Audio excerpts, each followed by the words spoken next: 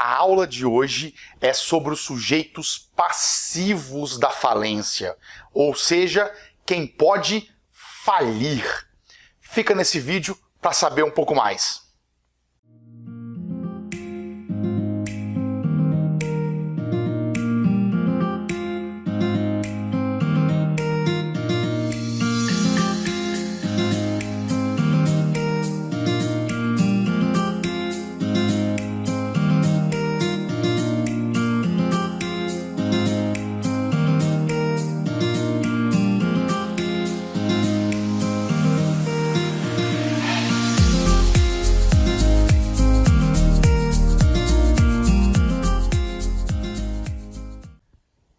Como vão, meus caros?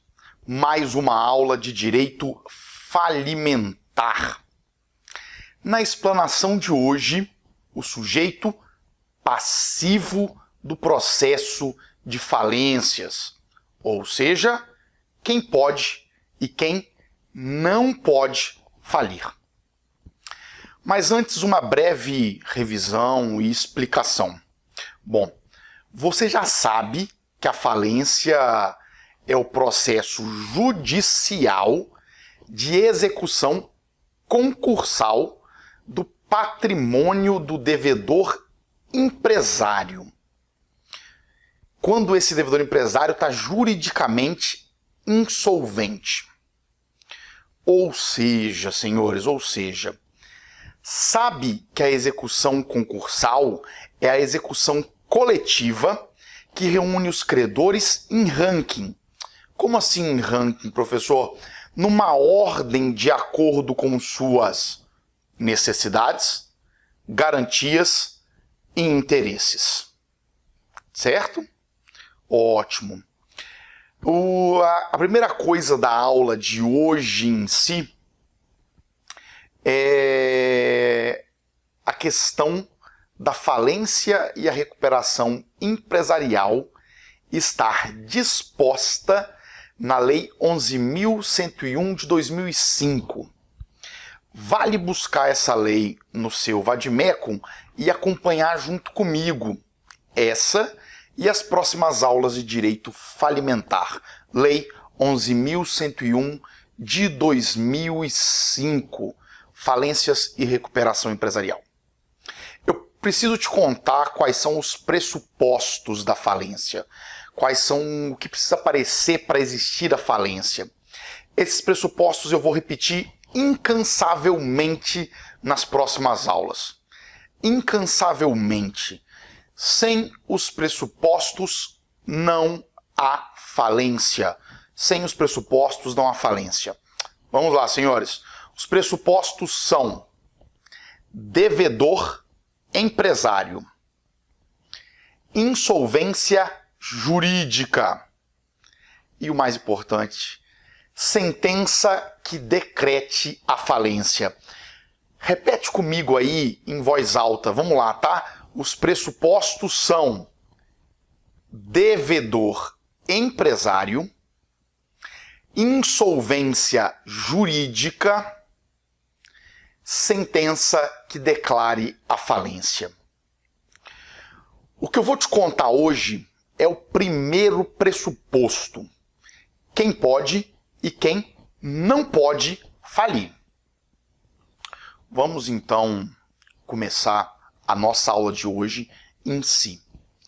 O regime jurídico da Lei de Recuperação e Falência é aplicável às pessoas que desenvolvem atividades empresariais.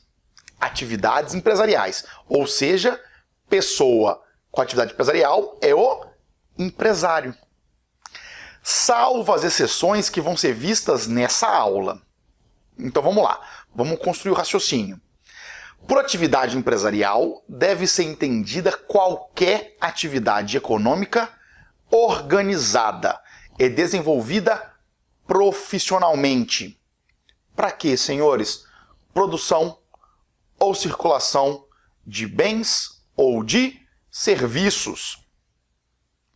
Isso está na inteligência do artigo 966 do Código Civil. Ou seja, a Lei 11.101 de 2005, é aplicável a qualquer atividade econômica que se enquadre no conceito anteriormente citado, ou seja, é aplicável ao empresário. Seja empresário individual, seja sociedade empresária. Para fins falimentares, não é preciso que o empresário individual ou a sociedade empresária esteja regularizado perante o Registro Público das Empresas Mercantis. Não precisa estar regularizado na junta comercial, senhores. Pois, mesmo que ele exerça uma atividade empresarial de fato, sem inscrição, ou exerça irregularmente, embora escrito, mas com alguma irregularidade, poderá sua falência ser decretada. Com o advento, com o surgimento da Lei 12.441 de 2011, surgiu a empresa individual de responsabilidade limitada. Vocês conhecem como EIRELI, que, como nós já vimos, trata nada mais nada menos do que um empresário individual com direito a limitar a sua responsabilidade e separar o seu patrimônio.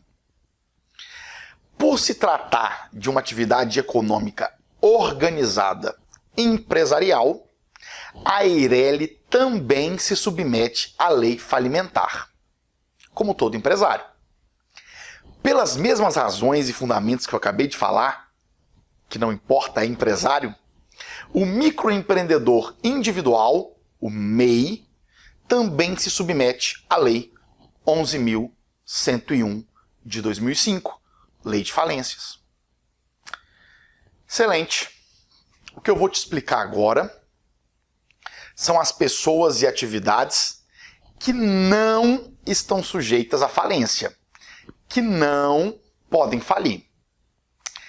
Existem atividades que não são alcançadas pela Lei 11.101 de 2005, não são alcançadas pela Lei de Falências, conforme o artigo 2º. Vamos fazer assim, tá? Eu te conto quais são e depois eu explico. Justo? Vamos começar então.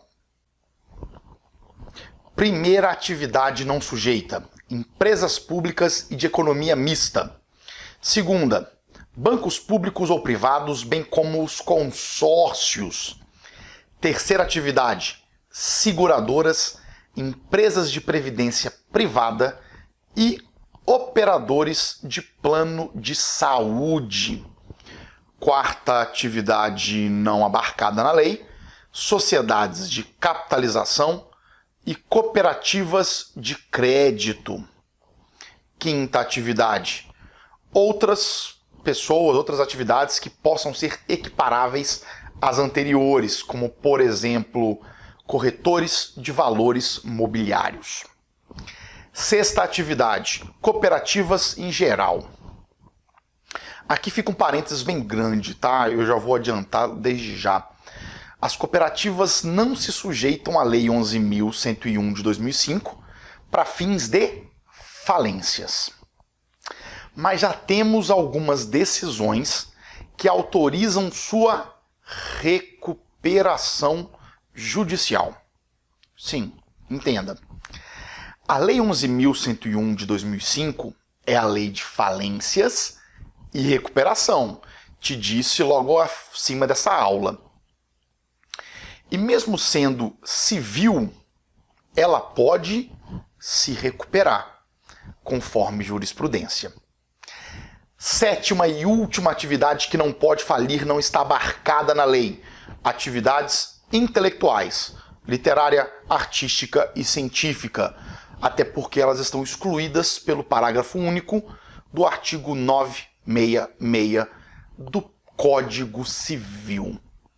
Bom, eu vou passar agora a algumas explicações, ok? Sobre essas atividades. As atividades elencadas anteriormente, as 7, não estão sujeitas à recuperação e à falência, como forma de processo de execução coletiva, que você já conhece, né? Uma execução coletiva contra o insolvente devedor. Mas, entenda, eu vou te explicar cada uma desses exemplos. Empresas públicas e sociedades de economia mista são as controladas direta ou indiretamente por um ente da administração. O que eu chamo de ente da administração, senhores? União, estados e municípios. Não é de interesse público deixar as empresas públicas de economia mista insolventes. Caso ocorra a insolvência, mais dívidas que patrimônio, os credores podem demandar o pagamento da obrigação diretamente com a pessoa jurídica pública controladora. Entende? Eu demando ao município, demando ao estado, demando à União. Uma explicação geral, tá? De todos os exemplos. Todas as exclusões citadas ocorrem por opção política do legislador, que reserva tratamento jurídico distinto em caso de problemas financeiros dessas atividades. Ou seja, senhores, elas não podem falir, elas não podem se sujeitar à Lei 11.101, mas muitas têm os seus regimes próprios de liquidação no caso de insolvência, como os bancos e seguradoras, que são liquidadas de uma forma especial para que se evite um risco sistêmico, um risco em cascata que rua a economia. Aqui fica uma dica, tá? A regra é o banco não falir, e sim se sujeitar a um regime próprio de liquidação. Mas, se ocorrer a intervenção do Banco Central nesse banco, e for de interesse e parecer dele, do Banco Central, uma instituição financeira pode se sujeitar, sim, à lei de falências. Pode falir, sim. Nós temos vários exemplos nesse caso. Mas se não houver regramento próprio de liquidação, como no caso da insolvência de atividades intelectuais, é um exemplo que a gente tem, aplicam-se as regras de execução contra o devedor insolvente de onde, senhores? Do Código de Processo Civil, exatamente, insolvência civil, para o caso deles, insolvência civil, artigos 824 e seguintes. Um outro tema, as pessoas que desenvolvem atividades rurais somente serão sujeitas ao regime da legislação da falência e de recuperação se, o que, senhores? Se o agricultor optar por efetuar sua inscrição no Registro Público de Empresas Mercantis, a que vocês conhecem, junta comercial. Isso está de acordo com os artigos 971 e 984 do Código Civil, o que torna o rural equiparado a um empresário, ou seja, empresário rural. Sendo empresário rural, pode falir e se recuperar. Para eu encerrar, um tema interessante com relação às companhias aéreas, ok? Até pouco tempo, elas podiam falir, eram sujeitos passivos da falência, mas não podiam pedir sua recuperação. Não podiam. Antes, chamado concordata, antes da lei de 2005. O que isso gerou, senhores? Uma série de falências desnecessárias no setor. Varig, Transbrasil, até porque elas não podiam tentar se recuperar judicialmente falando. Elas tinham que falir. Atualmente, por razões políticas, mas principalmente decorrentes do próprio caso da companhia aérea Varig, passou a ser aplicável a elas a falência e a recuperação, acabando assim a previsão do Código Brasileiro da Aeronáutica, que proibia essa recuperação. Hoje, tanto um quanto o outro pode. Ok? Maravilha. Bom, senhores, essa foi a segunda aula de direito falimentar. Curte esse vídeo, se inscreve no canal, para ser notificado das próximas aulas de direito empresarial. No mais, um forte abraço e até a próxima aula.